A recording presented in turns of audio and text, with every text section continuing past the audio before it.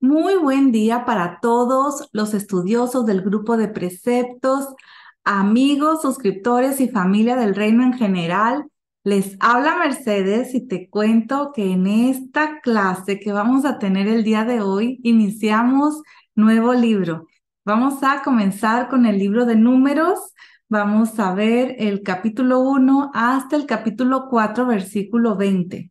El nombre de esta clase es Bemidbar. Y esto obviamente hace referencia al primer versículo. Esta palabra significa en la estepa o en el desierto. Y aquí leemos en Números 1:1. El Señor habló a Moisés en el desierto de Sinaí, en la tienda de reunión, el primer día del mes segundo, en el segundo año de su salida de la tierra de Egipto, y le dijo. La palabra hebrea que se tradujo como desierto es idbar y significa estepa, desierto, conversación, y viene de la raíz dabar, que significa hablar o conversar. La palabra midbar no significa desierto en el sentido literal como nosotros lo conocemos en la palabra castellana, porque esta palabra denota un terreno muy seco, generalmente lleno de arena y con muy poca o ninguna vegetación, sino más bien esta palabra, midbar, es algo como una estepa, que es una llanura extensa, sin árboles y con la vegetación adaptada a la sequedad. Un midbar es un lugar inhabitado con pocos árboles donde hay pasto para los animales. Así que esto explica por qué los hijos de Israel podían tener tantos animales consigo cuando salieron de Egipto, que podían sobrevivir en el desierto, entre comillas. La Torá no dice que los animales comieron del maná en el desierto, así que tenía que haber habido pastos para ellos durante los 40 años en el Midbar. Así que un Midbar, por lo tanto, es un lugar donde hay pastos para los animales. Las cuevas que se pueden encontrar en el Midbar son lugares adecuados para guardar los rebaños durante la noche. Un pastor normalmente pasaba la noche en el campo juntamente con las ovejas. Si tenía acceso a una cueva, pues metía las ovejas dentro y él se ponía en la entrada para guardarlas de todo peligro de la noche. Así que de esta manera, el pastor mismo se convierte en una puerta para las ovejas, y de allí viene la expresión de yo soy la puerta, como está escrito en Juan 10:1-18, que dice, en verdad os digo, el que no entra por la puerta en el redil de las ovejas, sino que sube por otra parte, ese es ladrón y salteador. Pero el que entra por la puerta es el pastor de las ovejas. A éste le abre el portero y las ovejas oyen su voz. Llama a sus ovejas por nombre y las conduce afuera. Cuando saca todas las suyas, va delante de ellas y las ovejas lo siguen porque conoce su voz. Pero a un desconocido no seguirán, sino que huirán de él porque no conocen la voz de los extraños. Yeshua les habló por medio de esta alegoría, pero ellos no entendieron qué era lo que les decía. Entonces Yeshua les dijo de nuevo, en verdad os digo, yo soy la puerta de las ovejas. Todos los que vinieron antes de mí son ladrones y salteadores, pero las ovejas no les hicieron caso. Yo soy la puerta. Si alguno entra por mí, será salvo, y entrará y saldrá y hallará pasto. El ladrón solo viene para robar, matar y destruir. Yo he venido para que tengan vida y para que la tengan en abundancia. Yo soy el buen pastor. El buen pastor da su vida por las ovejas. Pero el que es un asalariado y no un pastor, que no es dueño de las ovejas, ve venir al lobo y abandona las ovejas y huye, y el lobo las arrebata y las dispersa. Él huye porque solo trabaja por el pago y no le importan las ovejas. Yo soy el buen pastor y conozco mis ovejas, y las mías me conocen de igual manera que el Padre me conoce y yo conozco al Padre, y doy mi vida por las ovejas. Tengo otras ovejas que no son de este redil. A estas también me es necesario traerlas, y oirán mi voz y serán un rebaño con un solo pastor. Por eso el Padre me ama, porque yo doy mi vida para tomarla de nuevo. Nadie me la quita, sino que yo la doy de mi propia voluntad. Tengo autoridad para darla y tengo autoridad para tomarla de nuevo. Este mandamiento recibí de mi Padre. Así que bueno, te acabo de leer Juan 10 del 1 al 18. Un pastor entonces es la puerta de sus ovejas. Si alguien desea pastar una oveja que no es de su cuidado, tendrá que pasar por la puerta, que es el pastor. Si no tiene el visto bueno del pastor para ayudarle en su tarea, no tendrá el derecho de meterse con sus ovejas. Así que esto nos enseña que si alguien intenta dirigir las ovejas del pastor, necesita del visto bueno de él, porque él tiene la responsabilidad del desarrollo de las ovejas que están bajo su cuidado. Solo los ladrones no pasan por la puerta. Ellos intentan sacar beneficio propio de las ovejas que son de otro, obviamente sin el visto bueno del pastor. Yeshua es el pastor de las ovejas de Israel, como lo vemos escrito en Ezequiel 34:23. Entonces pondré sobre ellas un solo pastor que las apacentará, mi siervo David. Él las apacentará y será su pastor. En Ezequiel 37:24. Mi siervo David será rey sobre ellos y todos ellos tendrán un solo pastor. Andarán en mis ordenanzas y guardarán mis estatutos y los cumplirán. Yeshua es la puerta de sus ovejas. El que no pasa por esta puerta, por Yeshua, no tiene el derecho de dirigir las ovejas que el Padre le ha dado. También implica que ninguno de nuestros líderes puede apropiarse de las ovejas y decir que le pertenecen a él o que él tenga discípulos, porque todas las ovejas pertenecen al pastor superior y todos son discípulos de él. No hay 2 o 3 textos en las escrituras, en el Nuevo Testamento, que muestran que un discípulo de Yeshua pueda hacer discípulos para sí mismo. Por esto no llamamos a nuestros líderes rabinos, porque solo Yeshua tiene el derecho de ser rabino y tener discípulos. Nosotros no tenemos el derecho de tener discípulos nuestros. Cuando hacemos discípulos de todas las naciones, no los hacemos discípulos nuestros, sino discípulos de Yeshua. Él ha recibido todo el poder del Padre para regir sobre todos los seres vivos en el cielo y en la tierra. La señal, de hecho, de los falsos maestros es que arrastran tras ellos a los discípulos de Yeshua, como lo vemos escrito en Hechos 20, 29 al 30. Sé que después de mi partida vendrán lobos feroces entre ustedes que no perdonarán el rebaño. También de entre ustedes mismos se levantarán algunos hablando cosas perversas para arrastrar a los discípulos tras ellos. Como el midbar se encuentra fuera de la ciudad, constituye un lugar adecuado para hablar en privado, sin tener que correr el riesgo de ser oídos por los demás. Por lo tanto, este lugar donde se puede hablar a solas llegó a ser llamado midbar, que literalmente significa conversación. El midbar es el lugar donde se puede hablar a solas de cosas íntimas sin ser molestados por otros, como lo vemos escrito en Oseas 2:14. Por tanto, voy a seducirla, llevarla al desierto y hablarle al corazón.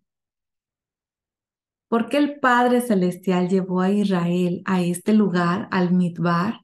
Bueno, pues lo vemos que es para hablar personalmente con su novia, entrar en el pacto matrimonial con ella allí y entregarle la ketubá, entregarle la escritura. Así que cuando tú estés pasando por un desierto, no lo veas como una cosa negativa, sino como una posibilidad para acercarte al Padre Celestial y recibir palabras, recibir instrucciones de tu Padre que te ama, que te cuida, por medio de los lugares desérticos, donde aprenderás a depender de Él y no de tu propia capacidad. Así que bueno, pues vimos que en el primer versículo, que fue el primer día del segundo mes del segundo año, ¿verdad? Cuando inicia este libro y que es el Padre Celestial el que le habla a Moisés. Bueno, pues recordemos que el tabernáculo fue levantado el primer día del primer mes del segundo año. Recordémoslo, esto está en Éxodo 42. Un mes más tarde, el Padre Celestial habla con Moisés sobre estas palabras, las palabras que aparecen en este texto. Ahora, la presencia divina había habitado en el tabernáculo durante un mes y era el momento de contar a los hijos de Israel de nuevo y establecer la ascendencia pura de las familias israelitas, de tal modo que la Shejiná pudiera permanecer en medio. Dice en el versículo 2, haz un censo de toda la congregación de los israelitas por sus familias, por sus casas paternas, según el número de los nombres de todo varón, uno por uno. Esta fue la cuarta vez cuando los hijos de Israel fueron contados. La primera vez fue cuando los hijos de Israel bajaron a Egipto. La segunda fue cuando salieron de Egipto. La tercera vez fue en el desierto antes de la construcción del tabernáculo. Y ahora el Padre Celestial ordena que sean contados una vez más. Entonces vemos que fue en Rosh Hodesh, fue el primer día del mes. Fue en la luna nueva. El Padre Celestial ordenó que se hiciera ese censo. Y según nosotros vemos en Números 10:11, en el día 20 del mismo mes tenían que partir del lugar donde estaban. Así que tenían menos de 20 días para contar a todos los varones de entre 20 a 60 años. En menos de 3 semanas habían terminado con todo el trabajo del conteo. Además, según lo que vemos en Números 9:11, los que no habían podido sacrificar el Pesaj durante el primer mes lo podían hacer el día 14 del segundo mes. Y este segundo Pesaj es llamado Pesaj Sheni, el segundo Pesaj. Por lo tanto, es posible que habían terminado todo el censo antes del 14 del segundo mes. Y esto nos enseña acerca de su inmediata obediencia y también la eficacia impresionante que tenían los líderes para organizar al pueblo. Así que en el desierto había disciplina y había orden. Números 1:3 dice, de 20 años arriba todos los que pueden salir a la guerra en Israel. Tú y Aarón los contarán por sus ejércitos. La palabra hebrea que se tradujo como guerra es sabá, que significa ejército. Y esta palabra no implica solamente que podían salir a hacer guerra, sino que estaban organizados como un ejército. La misma palabra se usa para las estrellas que son llamadas el ejército del cielo, que lo vemos en Génesis 2, Deuteronomio 4:19. Los levitas también son organizados como tzavá y ellos no salieron a la guerra. Así que esto nos enseña que esta palabra tzavá tiene que ver más con orden y disciplina que con la guerra. Una disciplina militar regía dentro del pueblo de Israel en el desierto, como lo vemos escrito en Éxodo 12:41 y también el versículo 51. El orden y la disciplina son conceptos fundamentales para que el pueblo de Israel pueda funcionar adecuadamente y seguir adelante. El desorden y la anarquía vienen del pecado y el Padre Celestial es un Dios de orden, como está escrito aquí en 1 Corintios 14:33, porque Dios no es Dios de confusión, sino de paz, como en todas las iglesias de los santos. Y el versículo 40, pero que todo se haga decentemente y con orden. También aprendemos de este texto que solamente los que están listos para salir a la guerra son contados dentro de Israel, cuyo nombre significa el que lucha junto a Dios. Solo el que está dispuesto a luchar para vencer es contado dentro de Israel. Y te voy a dejar estas citas. Mira en Apocalipsis 2:7, al vencedor le daré a comer del árbol de la vida que está en el paraíso de Dios. Versículo 11, el vencedor no sufrirá daño de la muerte segunda. 17, al vencedor le daré el maná escondido y le daré una piedrecita blanca y grabado en la piedrecita un nombre nuevo, el cual nadie conoce sino aquel que lo recibe. Al vencedor, al que guarda mis obras hasta el fin, le daré la autoridad sobre las naciones. Apocalipsis 3:5. Así el vencedor será vestido de vestiduras blancas y no borraré su nombre del libro de la vida y reconoceré su nombre delante de mi Padre y delante de sus ángeles. Apocalipsis 3:12. Al vencedor le haré una columna en el templo de mi Dios y nunca más saldrá de allí. Escribiré sobre él el nombre de mi Dios y el nombre de la ciudad de mi Dios, la nueva Jerusalén, que desciende del cielo de mi Dios, y mi nombre nuevo. Y este versículo de Apocalipsis 3:21. Al vencedor le concederé sentarse conmigo en mi trono, como yo también vencí y me senté con mi Padre en su trono. Aquí vemos entonces la importancia que la lucha tiene para un israelita. Solamente los que luchan pueden ser vencedores. La lucha es parte de Israel. El Padre Celestial solo cuenta con los que están dispuestos a disciplinarse y a luchar contra todo enemigo que se opone a él. Números 1:4. Con ustedes estará además un hombre de cada tribu, cada uno jefe de su casa paterna. La palabra hebrea que se tradujo como jefe es rosh, que significa cabeza. La cabeza está por encima del resto del cuerpo, tiene una función de dar órdenes, tiene control sobre todo el cuerpo. Los líderes son puestos por encima del pueblo para dirigir, como está escrito en Mateo 24, 45 al 47.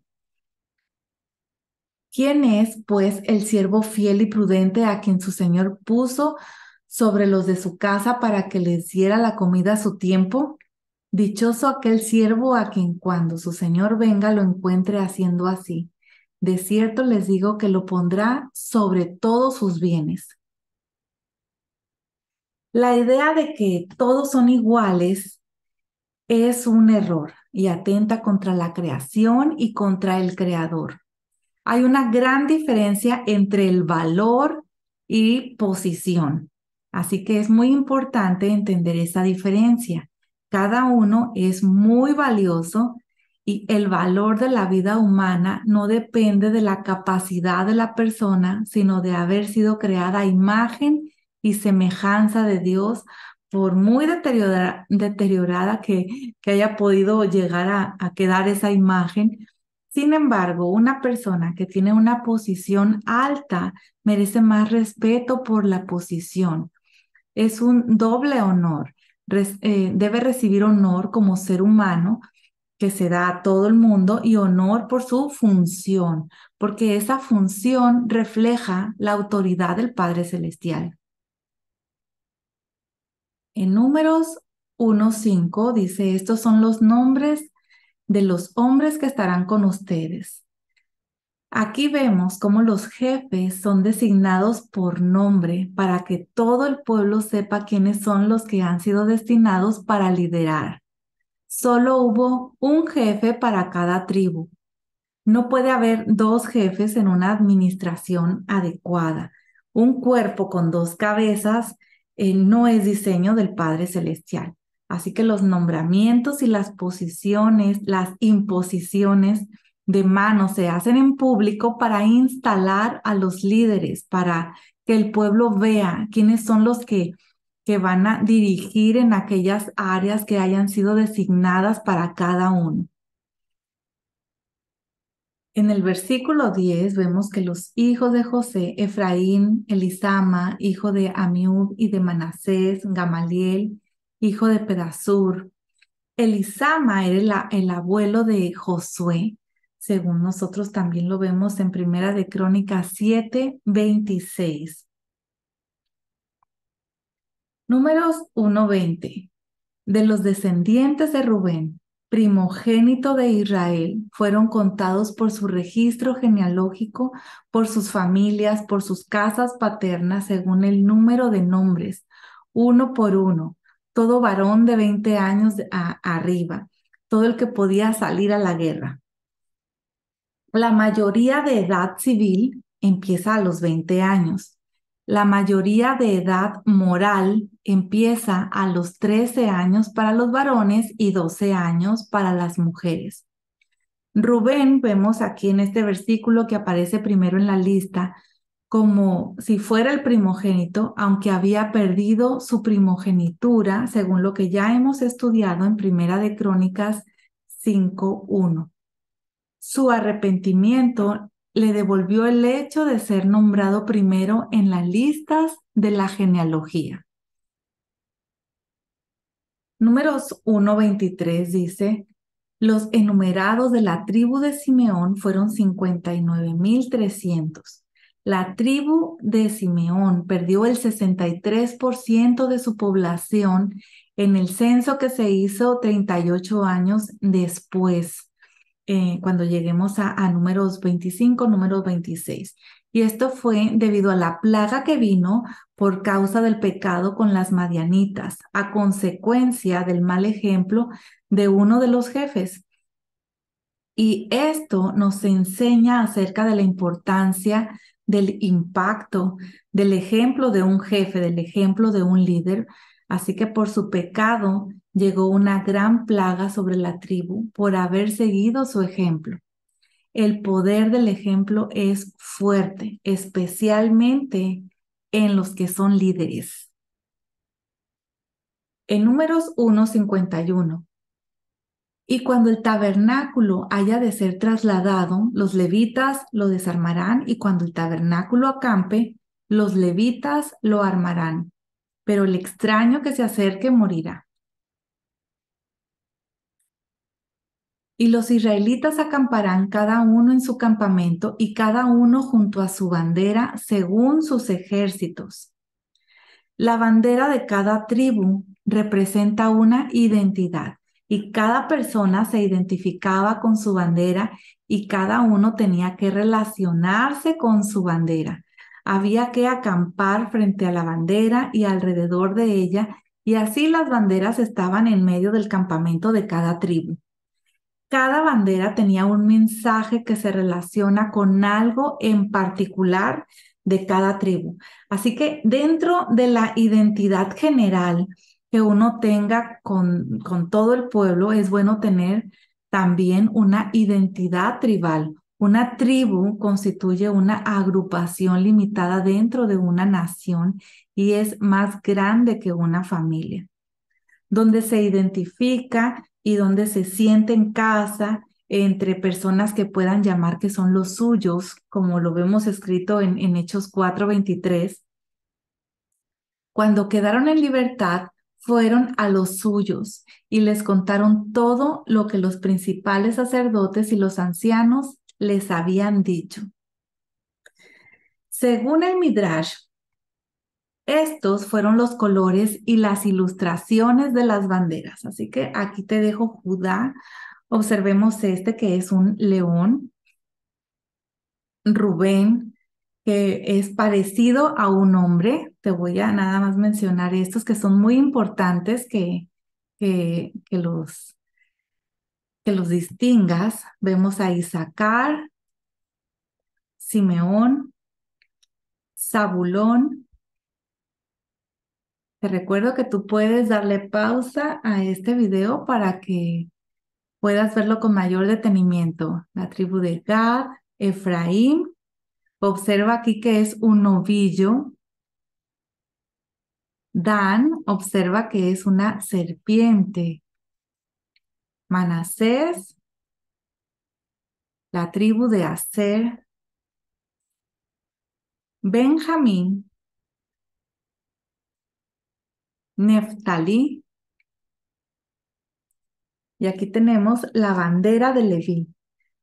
Estaba hecha de 3 colores, de blanco, negro y rojo, y tenía el pectoral del juicio bordado encima. Una persona espiritualmente inmadura solo piensa en sí misma, esto lo sabemos, ¿verdad? No tiene amor porque el amor no busca lo suyo. Una persona espiritualmente inmadura solo busca su propia felicidad y se relaciona con otros con el fin de satisfacer sus propios deseos. Busca contacto con otros e incluso puede hacerse miembro de una congregación, pero con el fin de que sus propias necesidades sean cumplidas. Pueden ser necesidades de carácter espiritual, psicológico, físico, social, incluso económico. Si uno solamente busca satisfacer sus propias necesidades en una congregación, bueno, pues es un niño espiritual.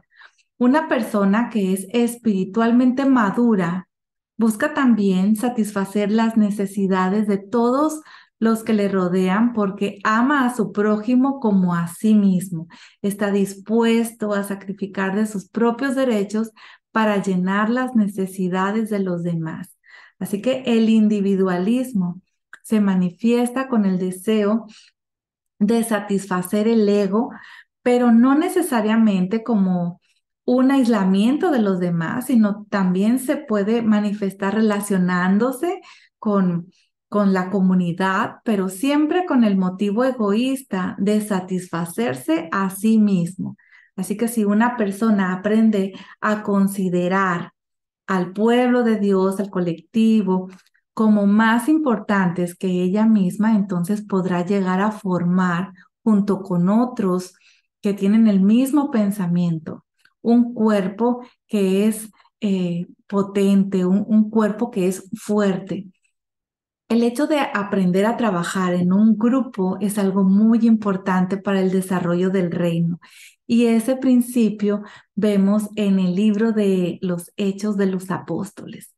Pero en esta clase, en esta parashá, encontramos el equilibrio perfecto entre el individuo y el pueblo, el colectivo, la comunidad, entre el individualismo y el colectivismo. El individuo debe buscar el bien del colectivo y el colectivo debe de buscar el bien del individuo, por supuesto. Así que para que el pueblo de Israel pueda seguir adelante como pueblo, los individuos tendrán que aprender a aportar a la comunidad, al pueblo, todo lo necesario para que se mantenga unido y vaya prosperando y entonces el colectivo, la tribu, el pueblo tienen que preocuparse en pos de los individuos que lo componen, así como lo vemos escrito en Hechos 2 del 44 al 45. Todos los que habían creído estaban juntos y tenían todas las cosas en común. Vendían todas sus propiedades y sus bienes y los compartían con todos, según la necesidad de cada uno. También aquí en Hechos 4:32 al 35 dice, la congregación de los que creyeron eran de un corazón y un alma. Ninguno decía ser suyo lo que poseía, sino que todas las cosas eran de propiedad común. Con gran poder los apóstoles daban testimonio de la resurrección del Señor Yeshua y había abundante gracia sobre todos ellos. No había, pues, ningún necesitado entre ellos, porque todos los que poseían tierras o casas las vendían, traían el precio de lo vendido y lo depositaban a los pies de los apóstoles y se distribuía a cada uno según su necesidad. También está esta cita, Primera de Corintios 14:12. Así también ustedes, puesto que anhelan dones espirituales, procuren abundar en ellos para la edificación de la iglesia, de la comunidad, de la congregación. Así que vemos que las manifestaciones del Espíritu no son para la exaltación de una persona, sino para que la comunidad, la congregación del Padre Celestial sea beneficiada. En el reino de los cielos nadie se hace rico a costa de los demás, sino todos nos hacemos ricos porque somos parte de una comunidad rica que ha aprendido a beneficiar a los individuos según la necesidad de cada uno. Un líder tiene que buscar el bien de todos los que están a su cargo. Si él favorece a un grupo reducido de su pueblo, no es un buen líder. Avanzamos a Números capítulo 2 y en el versículo 3 dice, los que acampen al oriente hacia la salida del sol serán los de la bandera del campamento de Judá según sus ejércitos. El jefe de la tribu de Judá es Naasón, hijo de Aminadab. A Judá le tocó acampar al oriente del tabernáculo junto con Isaacar y Zabulón. El oriente es el lugar de donde sale el sol, enfrente de la entrada del tabernáculo del Mishkan. Así que Judá fue la tribu predominante de las tres. Y aquí vemos que hay una agrupación de 3 tribus y una de ellas es líder sobre las otras 2. El orden divino es tener un líder para cada agrupación. Así que había 3 jefes sobre las 3 tribus, pero uno de ellos estaba por encima de los otros 2. El mismo patrón de organización se encuentra en las otras agrupaciones. Así que en este capítulo de la Torá destaca la importancia de los jefes. En este capítulo, en Números 2, lo vemos en el versículo 3, en el 5, 7, 10, 12, 14, 18, 20, 22, 25, 27 y 29. Si no hay jefes en un pueblo, va a perecer. Versículo 10 del capítulo 2 de Números dice, al sur estará la bandera del campamento de Rubén según sus ejércitos. El jefe de la tribu de Rubén es Elisur, hijo de Sedeur. A Rubén le tocó acampar en el sur junto con Simeón y con Gad. Y en este versículo 18 vemos que a Efraín le tocó acampar en el lado occidente junto con Manasés y con Benjamín. Al norte estará la bandera del campamento de Dan según sus ejércitos. Aquí vemos que a Dan le tocó acampar al lado norte junto con Aser y Neftalí. Aparte de contar cada tribu, la suma del pueblo entero, también hay un cómputo de los integrantes de cada uno de los 4 campamentos con 3 tribus en cada uno. Y esto nos enseña acerca de la importancia de organizar, anotar y tener orden en todas las cosas. Así que la manera en cómo estaban distribuidas las tribus, aquí te lo dejo en pantalla. Judá, Rubén, Efraín y Dan corresponden a las 4 caras de los seres angelicales que están junto al trono de la gloria, como lo vemos escrito en Ezequiel 1:10. ¿Recuerdas que observamos la bandera de Judá, que era de un león? Rubén, semejante de un hombre. Efraín, lo vemos también como un toro. Y por último, Adán, que vimos esta serpiente, ¿verdad? Pues aquí lo puedes ver y también vamos a leer Ezequiel 1:10. Dice, la forma de sus caras era como la cara de un hombre. Esto representa a Rubén. Pues te puedes regresar al video y ver la bandera. Los cuatro tenían cara de león a la derecha. Observa, a la derecha está Judá. Y la cara de toro a la izquierda. Vemos a la izquierda Efraín. Y los cuatro tenían cara de águila. Y vemos quién está ahí. Está Dan también. Vemos la serpiente. Esta serpiente que dice cara de águila, que en la palabra original es como una serpiente con alas. Así que avanzando en Números capítulo 3, versículo 9. Bueno, pero antes, haciendo mención que todo lo que vemos plasmado aquí en la tierra es un reflejo de lo celestial. Siempre hay una semejanza entre el cielo y en la tierra.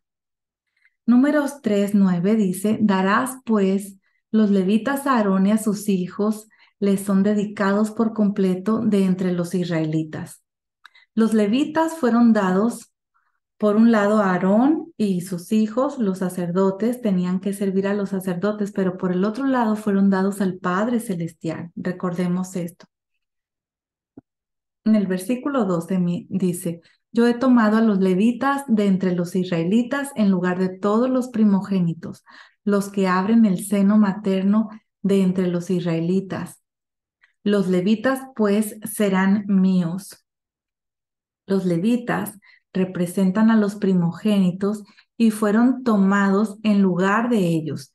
Desde el principio, los primogénitos fueron designados para ser sacerdotes, pero por causa del becerro de oro perdieron el derecho de servir en el santuario.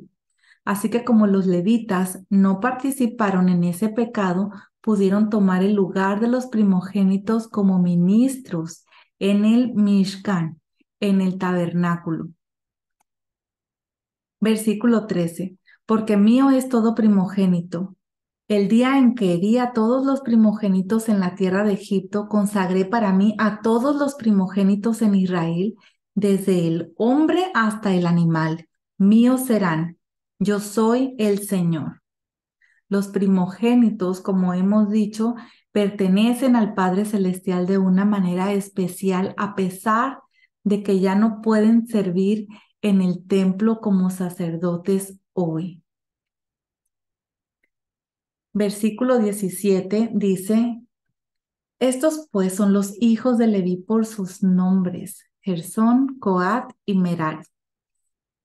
De estos tres hijos de Leví nacieron tres familias grandes, tres clanes, y cada clan fue contado por separado y tenían un trabajo específico en el tabernáculo. El clan de Keat fue el más elevado espiritualmente y por eso podían llevar los objetos más sagrados. Moisés y Aarón descendían de este clan de Coat en el español, ¿verdad?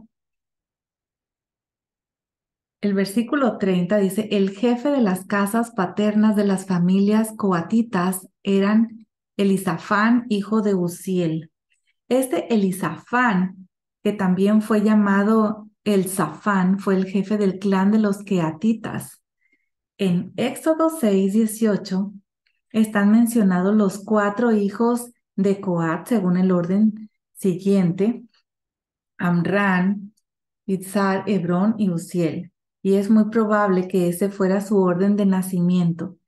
En Éxodo 6:21 está escrito que Izar, que fue el segundo hijo de Keat, tuvo a Coré. Así que este Coraj, fue el que más adelante dirigió la rebeldía contra Moisés y Aarón. En Éxodo 6:22 está escrito que Uziel, que fue el cuarto hijo de Coat, engendró a Misael, Elzafán y Sitri. Izar fue el hermano mayor de Uziel, el hijo primogénito de Izar fue Coré, así que Uziel fue el hermano más pequeño. Su hijo, Elzafán, llegó a ser el jefe de los hijos de Coat. Así que el hijo del hermano más pequeño recibió la posición más alta en este clan de los coatitas.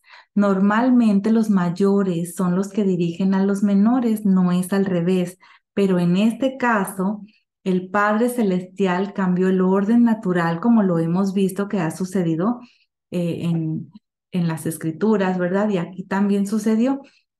Cambia el orden natural por un orden profético. Así que por esta razón surgió la envidia con este primo de Coré que probablemente era mayor que el Safán, porque su padre era mayor que el padre del Safán. Él quizás estaba pensando, bueno, pues, ¿por qué mi primo, que es más pequeño que yo, tiene que ser el jefe de nosotros? Es muy probable. Pero la Torá nos enseña cómo una actitud de envidia y rivalidad que no fue corregida a tiempo produjo esa rebeldía que luego llegó a dimensiones catastróficas cuando la tierra abrió su boca y los tragó. Y esto, pues bueno, lo vamos a ver más adelante. Pero por otro lado, tenemos en la Torá dos ejemplos buenos de humildad que los vemos en Aarón y también con Manasés, porque ellos dos no tuvieron envidia de sus hermanos menores que llegaron a tener una posición superior a la de ellos mismos. En Números 3:39 leemos que todos los enumerados de los levitas que Moisés y Aarón contaron por sus familias, por mandato del Señor, todos los varones de un mes arriba eran 22,000. Hay una diferencia entre 300 varones entre la suma de las tres cantidades mencionadas de cada clan, ¿verdad? Vimos esa tabla anteriormente. Así que esos 300 son los primogénitos de los levitas, que por ser primogénitos tenían que servir en el santuario y por lo tanto no podían representar a otros primogénitos. Por eso quedaron 22,000 de los levitas que podían sustituir a los primogénitos del resto de Israel, como lo vemos escrito en Números 3:41. Dice: tomarás a los levitas para mí en lugar de todos los primogénitos y el ganado de los levitas en lugar de todos los primogénitos del ganado. Y también aquí lo vemos en Números 3:45. Y todos los primogénitos varones, conforme al número de sus nombres de un mes arriba, los enumeraron, eran 22,273. Como los levitas representaban a los primogénitos, tenía que haber una cantidad igual entre los levitas y los primogénitos.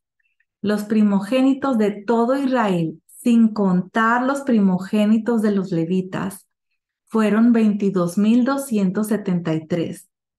Como había 22,000 levitas que no eran primogénitos, había 273 primogénitos de los hijos de Israel que no tenían levitas quienes los reemplazaran.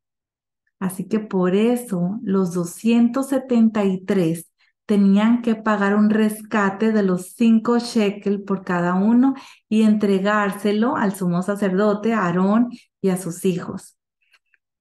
Esto nos enseña que hay momentos cuando se puede dar dinero en lugar de un servicio que no se puede cumplir por una razón justificada. Los 273 primogénitos no podían servir en el santuario, pero podían sustituir su servicio con una paga monetaria. Así llegamos a Números capítulo 4. Dice: este será el servicio de los descendientes de Coat en la tienda de reunión con relación a las cosas más sagradas. Los queatitas o coatitas fueron escogidos para llevar los objetos más sagrados sobre sus hombros. Dice el versículo 6: y colocarán sobre ellos una cubierta de piel de marsopa y extenderán encima un paño todo de azul puro y luego colocarán sus varas. No sabemos qué animal fue el Tahash, el animal que produjo esa piel de marsopa. Según la Biblia de las Américas, y piel de tejones, es la traducción que da la Reina Valera 1960. Pero el Talmud dice que este animal que tenía solo un cuerno y existía solamente en la época de Moisés. Así que aquí se menciona un paño todo de azul. El arca fue el único objeto que se veía con color azul cuando fue trasladado. De esta manera se distinguía y así podía ser una guía para los hijos de Israel, como está escrito en Josué 3, 3 al 4. Dice, y dieron órdenes al pueblo. Cuando ustedes vean el arca del pacto del Señor su Dios y los sacerdotes levitas llevándola, entonces saldrán de su lugar y la seguirán. Sin embargo, dejarán entre ustedes y ella una distancia de unos 2000 codos. No se acerquen a ella para saber el camino por donde deben de ir, porque no han pasado antes por ese camino. Números 4:15.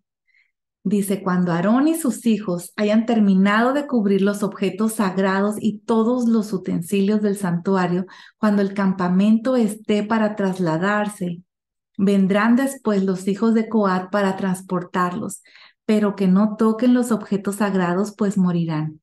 Estas son las cosas que transportarán los hijos de Coat en la tienda de reunión. Si Usa hubiera leído bien este versículo en la Torá, no habría tocado el arca y podría seguir con vida, como está escrito en 2 de Samuel 6, 6, 7.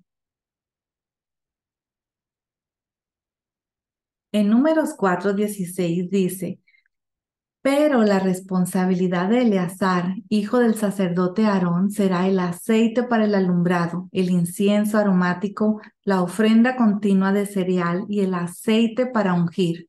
Tendrá la responsabilidad de todo el tabernáculo y de todo lo que en él hay, como el santuario y sus utensilios. Eleazar, el hijo de Aarón, tenía el cargo de supervisor, de administrador general del trabajo de los demás hijos de Coat y los objetos más sagrados del tabernáculo. La responsabilidad para supervisar la carga de los descendientes de Gersón y de Merarí caían sobre Itamar. Números 4:19 dice, esto harán con ellos para que vivan y no perezcan. Cuando se acerquen a los objetos santísimos, Aarón y sus hijos entrarán y señalarán a cada uno de ellos su trabajo y su carga. Los levitas no podían ver los objetos más sagrados, pero los sacerdotes sí, porque estaban en un nivel de santidad superior. Y bueno, familia hermosa, hasta aquí la clase de esta semana. Les agradezco infinitamente a todos ustedes por compartir este video para que pueda llegar a más personas. Te recuerdo que todo lo que compartes se multiplica y también puedes regalarnos un like, suscribirte en este canal de YouTube. También puedes integrarte con nosotros en el canal que tenemos en Telegram. Te voy a dejar la información como siempre. Y un agradecimiento especial a todas las personas, a todo el equipo de preceptos que hace posible la realización de esta clase. Así que, bueno, pues me despido con el favor de Dios hasta la próxima semana, enviándoles a todos saludos, besos y muchas, muchas bendiciones. Bye bye.